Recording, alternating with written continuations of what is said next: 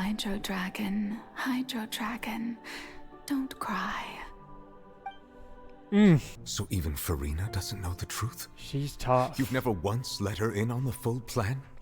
Yes, it had to be done. To deceive the heavenly principles, you must first deceive yourself. She did very well.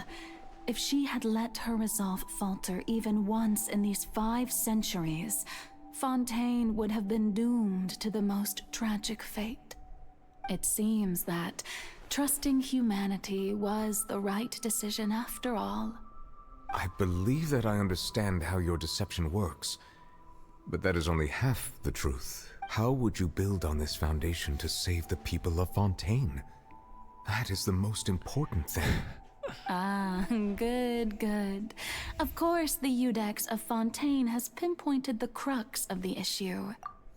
I'm sure you've long sensed that the Oratrice is no simple machine, yes? I've always suspected that it had its own consciousness. And Lenny did mention that he heard a human voice within the core chamber. It now seems that that person was you, hidden within the machine all along. Am I right? And then I became one with the Oratrice, taking Fontaine's gnosis with me. Yes, it would seem so, wouldn't it? Alas, your understanding of this device still lacks sufficient depth. In truth, it is no enactor of justice. It is, in fact, a device created to kill the god of justice. I beg your pardon? Oh, you have it. And to be more precise, not only will the Oratrice take down the god of justice, it will also take down the divine throne upon which she has been placed. What? I mean, did you think I would be the sort to enjoy peaceful repose while Farina suffered?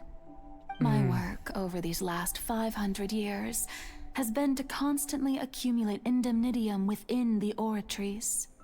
But really, some have already discovered that only a small fraction of the energy generated by the device was ever used to provide power to Fontaine. The vast majority had to be, accumulated to enact this death sentence. It was all a part of your plan then? Both the trial and the sentence? Indeed. This power, accrued over 5 centuries, could have sustained Fontainians for millennia had it only been used for that purpose. Almost all of it has now been stored within the Oratrice. But only power of this magnitude could hope to destroy the Hydro Archon's divine throne, shaking the rules established by Celestia and breaking through the institution that is the Seven. Welcome all. So the Oratrice's call for death was for neither Farina nor Focalor, but for the Hydro Archon. The destruction of that divine throne. If I do not misunderstand your intent, you must be... Returning what's rightfully yours to you, of course. In other words, this was all done to return the authority of the Hydro Archon to the Hydro Dragon of this planet. But...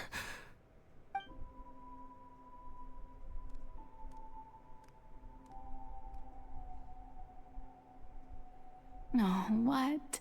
Getting sad again, are we? The authority of the ancient dragons shall soon be yours once more, O Hydro Dragon Sovereign. And this is the face you make. all you've done throughout the years is just so you can sacrifice yourself at the very end.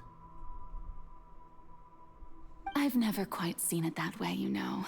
Even now, I'm quite pleased at how well my deception worked.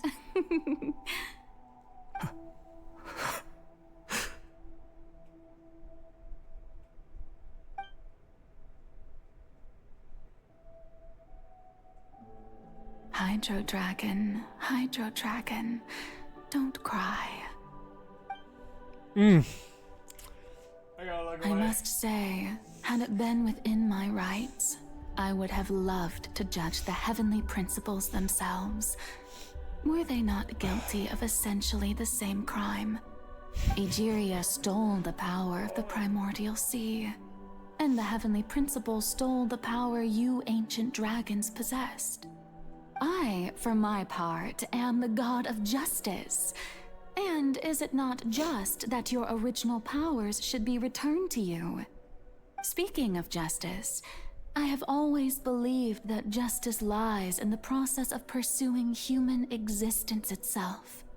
So, if the theft of the primordial sea's might was Fontaine's original sin, then, leaving matters of procedural right and wrong aside, the descent of the Fontainians as humans and their right to exist in this world would be Fontaine's original justice.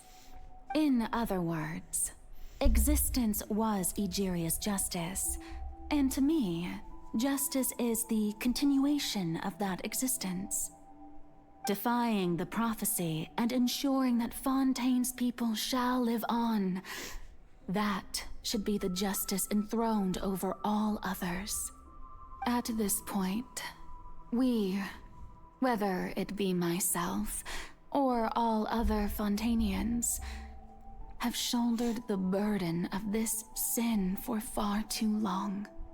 Iudex Nervillet, the highest judge in our land, when you regain your full power as an elemental sovereign, what verdict shall you pass upon us?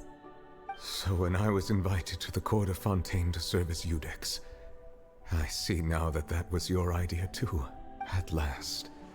I now understand the true purpose behind this position. In the beginning, I was uninterested in human existence. But these 5 centuries of living alongside them have gradually brought about mutual understanding between us. And I have even attempted to feel as they feel. You are a devious one, Focalors. Things being as they are, surely you know that I could never declare them to be guilty.